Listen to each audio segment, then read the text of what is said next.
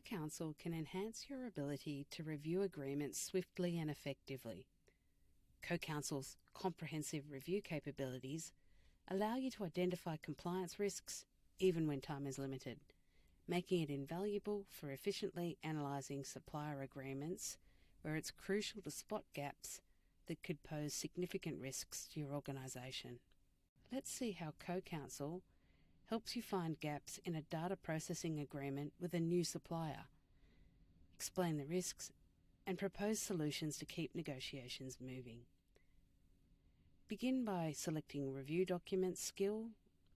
This feature is designed to assist you to thoroughly analyse documents.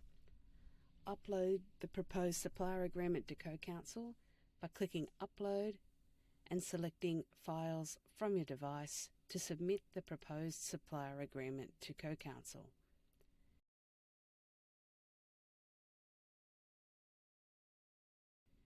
Your organisation's policy is to be notified within 24 hours of discovery of a data breach.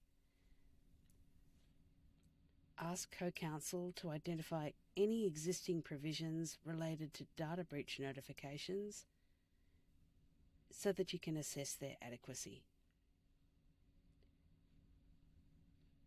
CoCounsel has found the relevant provisions and summarised them.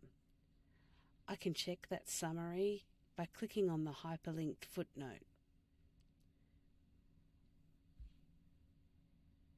I can see that the agreement doesn't specify a time frame for notification.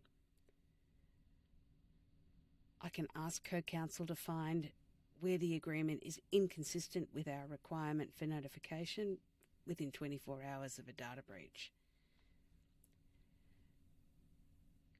CoCounsel will present results in a table, highlighting inconsistent text, explaining why it doesn't meet our requirements, and suggesting alternative wording. Again, I can check the output against the agreement itself by clicking on the pinpoint reference.